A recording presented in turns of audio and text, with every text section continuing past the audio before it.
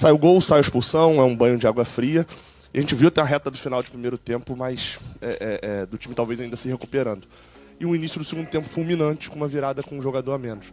Queria que você falasse um pouco sobre esse tempo, entre onde sai o gol, num contra-ataque, e até chegar a virada do Fluminense, ou o primeiro gol do Fluminense naquele momento.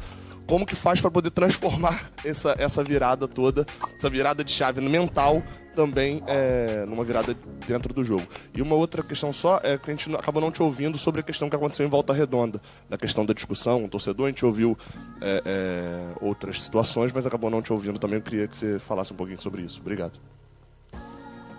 Vamos lá. Começando pela questão referente ao jogo, o gol, a seu favor ou sofrido, o gol ele muda o jogo. A equipe que sofre o gol, ela tende a se lançar um pouco mais. A equipe que fez o gol, muitas vezes, ela não precisa assumir mais uma postura tão ofensiva. E especialmente pelo momento que a gente está vivendo, né, de muitas vezes até bons jogos, mas os resultados não acompanhando o desempenho da equipe, como por exemplo o jogo do Corinthians, como por exemplo o jogo do River Plate, porque quem acha que vai chegar lá no Monumental e empurrar o River Plate no seu domínio com 90 mil pessoas e vai fazer um jogo de imposição, não entende a complexidade do futebol. E a gente ir lá no Monumental, num jogo gigante como foi, a gente tendo feito o que fizemos contra o River aqui, criado inúmeras oportunidades de gol, como nós criamos lá, como a bola do Lima, que contra o Goiás ele fez um gol muito similar à bola que ele teve no jogo lá do River, entre outras, como a chance do Arias, a chance do Lima no próprio primeiro tempo, a chance do Cano de cabeça, enfim. Não é fácil contra o River Plate produzir 5 ou 6 chances reais de gol. Como não é fácil a gente fazer o que a gente estava fazendo nos 30 minutos iniciais hoje contra o Bahia, que a gente obrigou o Danilo a fazer um volume de defesas muito alto. Salvo engano, a gente acertou 11 finalizações no alvo nesse jogo, um volume que é expressivo. E o gol, combinado com o momento que a gente vive, o gol afetou a equipe emocionalmente. A gente teve um hiato ali, um intervalo que a equipe não conseguiu sustentar o bom desempenho que vinha apresentando. Apesar da expulsão, a equipe termina o primeiro tempo já mostrando sinais de recuperação, de conseguir ficar com a bola, de conseguir fazer o Bahia manter uma postura não tão agressiva. E no intervalo a gente fez os ajustes que precisávamos fazer para voltar, mesmo com um jogador a menos, com uma postura agressiva. E os jogadores que estão muito unidos, que estão muito fechados, que estão muito mobilizados, e que não precisaria ter que afirmar essa questão em virtude do tanto que esses caras correram hoje, em virtude do tanto que os caras correram contra o Atlético Mineiro, do tanto que estão fechados com o seu treinador, que infelizmente, por mais um erro de arbitragem, hoje não pôde comandar a equipe à beira do campo. A equipe foi brilhante nos minutos iniciais do segundo tempo e conseguiu uma merecida virada que a gente soube sustentar até o final do jogo. Em relação à sua pergunta da questão que eu tive com a torcida em Volta Redonda, esse recorte foi um erro meu, responder ao torcedor e não xingá-lo, não ofendê-lo. Mas eu devia, talvez de uma outra forma, me referir ao jogador. Ali eu estava tentando proteger patrimônios do nosso clube, que são os jogadores que vestem a armadura tricolor. E eles precisam de apoio, especialmente nos momentos mais difíceis. Especialmente como nós iniciamos a semana com a baixa do Manuel na segunda-feira, com a baixa do Felipe Melo na terça-feira e com a baixa do Marcelo no dia do jogo. Então nós tivemos que fazer alterações para o jogo contra o Atlético Mineiro que inicialmente não estavam nos planos. E os jogadores, olha que curioso, eles começaram bem o jogo. Só que o que eu escuto, quem está a 5 metros de mim também escuta. E isso foi afetando o desempenho desses jogadores ao longo do jogo. Num momento que a gente precisa de apoio e suporte, como hoje. Ou vocês acham que a gente viraria o jogo como viramos? Ou poderíamos até ter virado, mas da forma que nós viramos, empurrados pelo nosso torcedor. O nosso torcedor cantou e apoiou a grande parte do jogo. E eles foram determinantes para a virada. E esse recorte do que aconteceu entre eu e um torcedor mais específico que estava ofendendo alguns jogadores, não me representa a relação da comissão técnica e minha com o torcedor do Fluminense.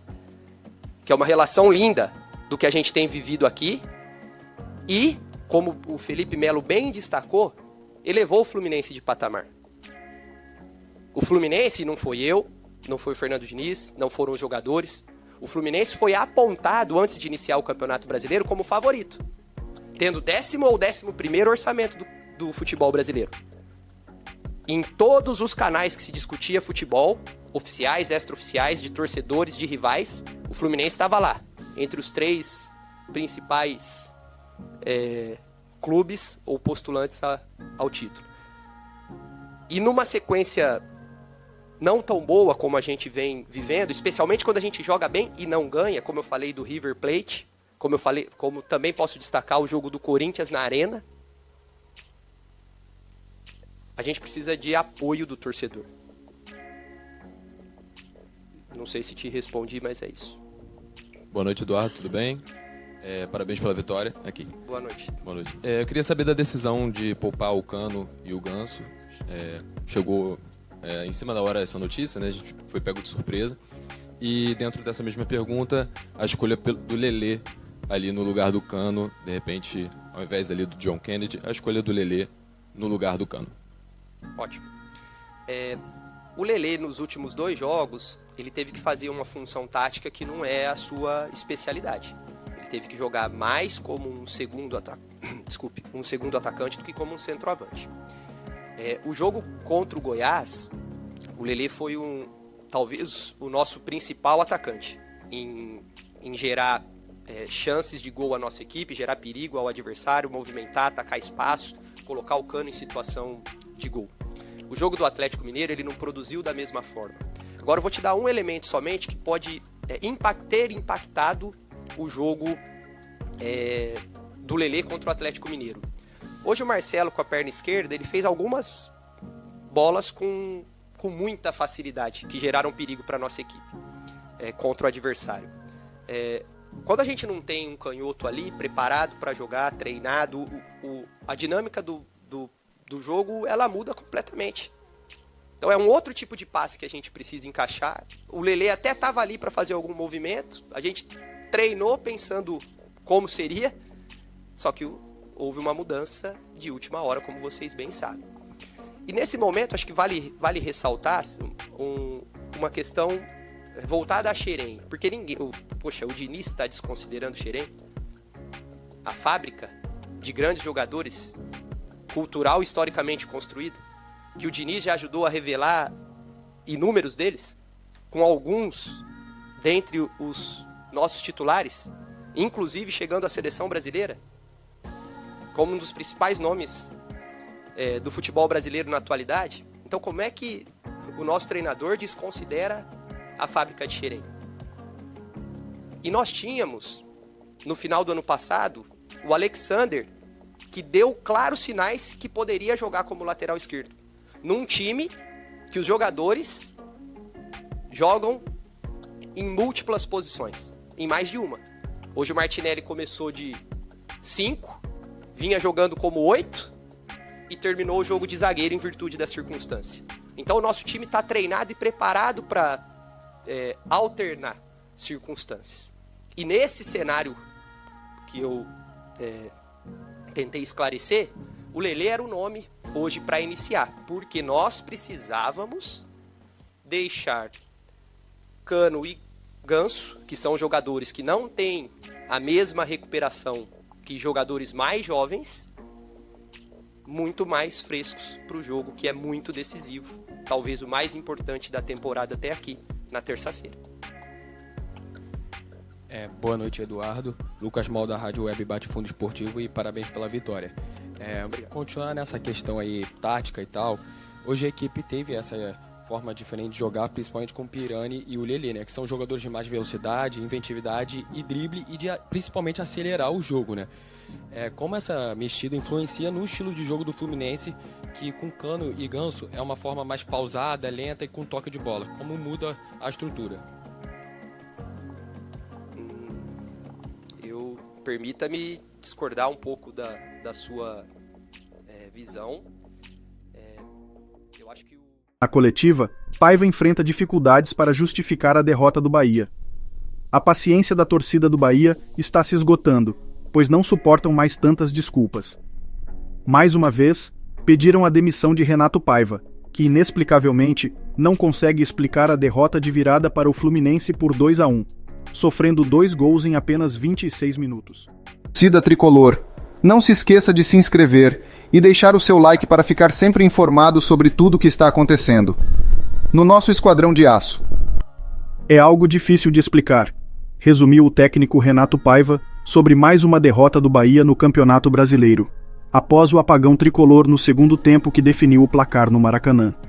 Apesar de o treinador ter explicado aos jogadores o que deveriam fazer na segunda etapa e feito ajustes na equipe, Paiva não soube explicar os 2 gols sofridos em 6 minutos pelo Bahia. São coisas difíceis de explicar. No intervalo, corrigimos posicionamentos, pois o Fluminense, mesmo com um jogador a menos, estava nos causando algumas dificuldades pelos lados. Nós ajustamos o posicionamento e informamos aos jogadores como deveríamos nos defender. Eles estavam com um jogador a menos em suas jogadas ofensivas e também na transição ofensiva deles. Depois, aconteceu o que aconteceu, disse Paiva. Tudo acontece conosco. E o segundo gol veio muito rápido, quando nossa equipe não estava em campo. A partir daí, fizemos as correções, explicou.